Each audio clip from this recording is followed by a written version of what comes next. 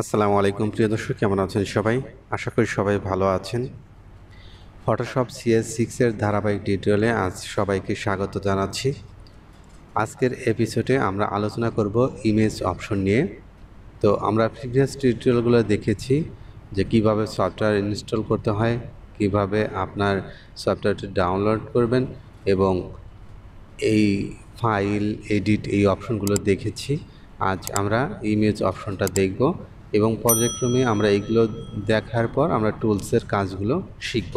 তো আমরা অপশনগুলো সম্পর্কে ভালো ধারণা রাখতে পারি এবং টুলসগুলো যদি ব্যবহার ভাবে করা বা শিখতে পারি, সেক্ষেত্রে কিন্তু আমরা ফটোশপে মোটামুটি এক্সপার্ট হব। তারপর আমরা ফটোশপ শেষ হলে আমরা অ্যাডোবি ইলাস্ট্রেটর আমরা কাজ শিখব এবং ফটোশপ এবং ইলাস্ট্রেটর দিয়ে আমরা অনায়াসে বিভিন্ন ছবি আমরা এডিট করতে পারবো। আমাদের ইমেজগুলোকে আমরা মনের মতন করে আমরা ডিজাইন করতে পারবো বা আমাদের মনের মতো কনসেপ্ট দিয়ে আমরা বিভিন্ন লোগো ডিজাইন বা ব্যানার ডিজাইন, ফ্লায়ার ডিজাইন এগুলো আমরা করতে পারবো। তো এরপর সেইগুলো আমরা বিভিন্ন স্টক মার্কেট প্লেসগুলোতে আমরা সেল করে কিন্তু সেখান থেকে মোটা অঙ্কের অর্থ আমরা উপার্জন করতে পারবো। তো আমি এই কাজগুলো আমরা পর্যায়ক্রমে শিখব। যদি আপনারা ধৈর্য ধরে এই টিউটোরিয়াল সিরিজটা দেখেন, সেক্ষেত্রে আপনারা এখান থেকে ভালো কিছু শিখতে পারবেন। তো আমরা ইমেজে আসবো। ইমেজে আসার পর আমরা এখানে একটা ক্যানভাসে আমরা একটা ইমেজ নিয়েছি।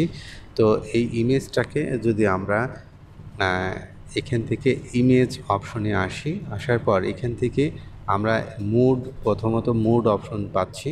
এই মুড অপশনে আমরা যে অপশনগুলো দেখতে পাচ্ছি, এগুলো আমরা যেমন এখানে কালার রয়েছে, তারপরে এখান থেকে গ্রে স্কেল রয়েছে, অর্থাৎ আপনার ইমেজের প্রেক্ষাপট চেঞ্জ হয়ে যায়, অর্থাৎ সাদা কালো আপনি করতে পারবেন, রঙিন ছবিকে সাদা কালো করতে পারবেন। এরপর এখানে আপনার মুডে আরও অনেকগুলো অপশন রয়েছে, যেমন RGB কালার আমরা ব্যবহার করে থাকি। তো এখানে ল্যাব কালার রয়েছে, যদি আপনি এটাকে প্রিন্ট ল্যাবে দিতে চান সেক্ষেত্রে ল্যাব কালার মুডটা ব্যবহার করতে পারবেন। এরপর এখান থেকে আমরা অ্যাডজাস্টমেন্টে আসবো। অ্যাডজাস্টমেন্টে আসার পর এখান থেকে দেখতে পাচ্ছেন যে ব্রাইটনেস অ্যান্ড কন্ট্রাস্ট। তো এখানে মূলত আপনার এই ইমেজটায় আপনার কালার লেভেল সব কিছু আপনি চেঞ্জ করতে পারবেন। তো আমি এখান থেকে ব্রাইটনেস নেওয়ার পর আমরা কিন্তু এখান থেকে দেখতে পাচ্ছেন যে ব্রাইটনেস কমাতে বাড়াতে পারবো এবং ম্যানুয়ালি আমরা কিবোর্ড দিয়েও কমাতে বাড়াতে পারি। তো এখান থেকে কন্ট্রাস্ট এইভাবে আপনারা বাড়াতে কমাতে পারবেন। এরপর আপনার ইমেজের এখানে আরও অপশন রয়েছে, যেমন লেবেলস রয়েছে। লেবেলসের অনেক কাজ রয়েছে। আমরা অ্যাডভান্স যখন কাজ করব তখন এই লেবেল নিয়ে আমরা অনেকগুলো কাজ করব, সেগুলো আমরা পর্যায়ক্রমে দেখব। লেবেলের কাজটা হলো আমরা এখান থেকে কিন্তু আমরা কালারটা দিতে পাচ্ছেন যে আমরা ফরগ্রাউন্ড কালার, ব্যাকগ্রাউন্ড কালার সব কিছু আমরা এখান থেকে চেঞ্জ করতে পারি। RGB colour, red colour, green colour, এখান থেকে আমরা যেটা চ্যানেল সিলেক্ট করে দেবো সেটা কালার চেঞ্জ হবে। তো এইভাবে আমরা এখান থেকে লেবেল ব্যবহার করতে পারবো। এরপর আরও অনেকগুলো অপশন রয়েছে, এইগুলো আমরা তারপরে ইনভার্ট এইগুলোর কাজগুলো আমরা যখন প্র্যাকটিক্যালি টুলসের ব্যবহার করব তখন কিন্তু আমরা ব্যবহার করব পর্যায়ক্রমে। এখন এগুলো দেখাতে গেলে আপনার টুলসের ব্যবহার দেখাতে হবে। তো আমরা টুলসের ব্যবহার যখন দেখব তখন আমরা এই অপশনগুলো নিয়ে আমরা কথা বলবো। অ্যাডজাস্টমেন্টের অনেকগুলো কাজ রয়েছে, সেগুলো আমরা টুলসের ব্যবহারের সময় আমরা এগুলো পর্যায়ক্রমে দেখব। এরপর এখান থেকে অটো টোনস রয়েছে, অর্থাৎ ছবির টোন চেঞ্জ করার জন্য, কন্ট্রাস্ট চেঞ্জ করার জন্য এবং কালার, এগুলো আপনারা চাইলে কিন্তু অটো করতে পারেন। যদি কালার কারেকশন করার প্রয়োজন পড়ে বা কালারে কোনো যদি সমস্যা থাকে সেক্ষেত্রে কিন্তু আপনারা চাইলে অটো কারেকশন করতে পারবেন। এখানে দেখতে পারেন কিবোর্ডের শর্টকাট রয়েছে। আপনার এই শর্টকাটগুলো মুখস্থ রাখবেন, সেক্ষেত্রে আপনার কাজ করার ক্ষেত্রে খুব দ্রুততার সাথে আপনার কাজ করতে পারবেন। এই ইমেজ অপশনটির মূলত এখান থেকে আপনার এই ইমেজ সাইজ এখানে ক্লিক করার পর আপনার যে এখানে যে ইমেজটা রয়েছে, এই ইমেজটা যদি আপনি আরও বাড়াতে চান সেক্ষেত্রে আপনি এখান থেকে আপনি বাড়াতে পারবেন, বাড়াতে কমাতে পারবেন। তো এখানে যা দিবেন এখানে হাইটও তাই হবে। যদি আপনি এটাকে উঠিয়ে দেন সেক্ষেত্রে আপনি ইচ্ছে মতো আপনার কম বেশি করাতে পারবেন।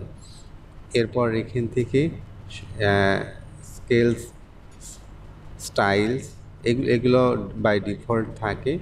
তো এখান থেকে আপনি যেটা করবেন, এখান থেকে আপনি এটা অটো যেটা রয়েছে এটাই রাখবেন। রাখার পর এখান থেকে আপনি আপনার ইমেজের সাইজ হবে 3 MB এবং এখানে ওকে করার পর এই ইমেজের সাইজটা বেড়ে যাবে। দেখতে পাচ্ছেন যে আপনার ইমেজের সাইজটা বেড়ে যাচ্ছে। এটাকে যদি আপনি জুম ইন জুম আউট করতে চান সেক্ষেত্রে কন্ট্রোল মাইনাস চাপলে ছোট হবে এবং কন্ট্রোল প্লাস চাপলে বড় হবে। তো এখানে দেখতে পাচ্ছেন যে ইমেজের রেজুলেশন কিন্তু বেড়ে গেল। এরপর আপনারা সেভ অপশনে কিভাবে সেভ করতে হয় সেটা কিন্তু আপনারা আগে দেখেছেন। সেভ অ্যাসে গিয়ে আপনি যদি একটা ইমেজ একাধিকবার সেভ করতে চান সেক্ষেত্রে সেভ অ্যাস ব্যবহার করবেন। আর যদি এই ইমেজটা পার্সোনালি আপনার এখানে সেভ করতে চান সেক্ষেত্রে আপনি সেভে ব্যবহার করবেন। সেভে ক্লিক করার পর এখান থেকে আপনি কোয়ালিটি, আপনার বেস্ট কোয়ালিটি যেটা সেটা সর্বোচ্চ 12 এটা দিয়ে দিবেন ম্যাক্সিমাম। এরপর এখানে দিতে পারছেন যে ফাইল সাইজ কিন্তু 2.5 MB হয়েছে, অর্থাৎ আগে ফাইল সাইজ ছিল আমি দেখাই। আমরা যদি এখান থেকে ফাইল সাইজে আসি অর্থাৎ সেভ অপশনে আসার পর এখান থেকে দেখতে পাচ্ছেন যে 430 কিলোবাইট রয়েছে। তো এখান থেকে আপনার ইমেজ সাইজ বাড়ানোর ফলে কিন্তু আপনার ইমেজের রেজুলেশনটাও বেড়ে যাচ্ছে। আবার অনেকগুলো অপশন রয়েছে যে আপনার ইমেজ যদি আপনার লো রেজুলেশন থাকে সেটার কিন্তু ইমেজ সাইজ বাড়ালে আপনার কিন্তু ছবিটা ফেটে যাবে। তো এগুলো আমরা পর্যায়ক্রমে আমরা দেখব, যখন অ্যাডভান্স কাজ শুরু করব তখন আমরা এখান থেকে দেখব। তারপরে ইমেজ রোটেশন, অর্থাৎ এখান থেকে আপনি কত অ্যাঙ্গেলে আপনার ইমেজটাকে ঘোরাবেন সেটা এখান থেকে ঘোরাতে পারবেন। ইমেজ রোটেশন, তো এইভাবে আপনার ইমেজগুলো কিন্তু আপনি এখান থেকে ঘোরাতে পারবেন, 180 ডিগ্রি অ্যাঙ্গেলে ঘোরাতে পারবেন।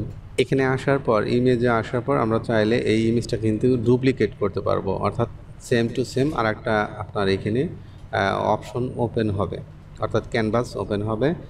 তারপরে এখান থেকে ইমেজে কোনো কিছু আমরা যেগুলো কারেকশন করেছি সেগুলো অ্যাপ্লাই করতে পারবো এখান থেকে আপনার RGB কালার রয়েছে, এগুলো ব্যাকগ্রাউন্ড কি রাখবেন সবগুলো এখান থেকে সিলেক্ট করে দিতে পারবেন।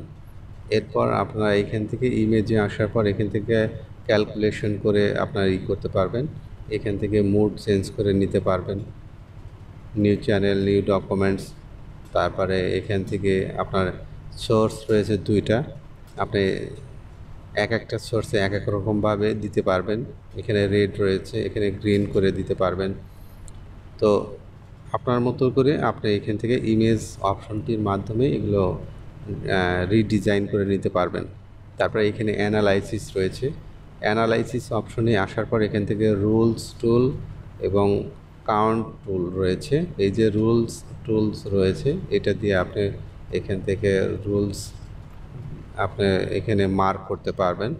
তো এগুলোর ব্যবহার মূলত হয় হলো যারা পিএইচডি ফাইল তৈরি করে, অর্থাৎ কোনো ওয়েবসাইটের জন্য প্রাথমিকভাবে একটা স্কেচ থেকে আপনার পিএইচডিতে রূপান্তর করে, তারপর পিএইচডি থেকে HTML বা PHP-তে কনভার্ট করে। তো আমরা এই রুলসের ব্যবহারটা ওই জায়গায় বেশি ব্যবহার হয়ে থাকে। তারপরেও আমাদের অনেক কাজের ক্ষেত্রে আমরা মার্ক করার জন্য রুলসটা ব্যবহার করে থাকি।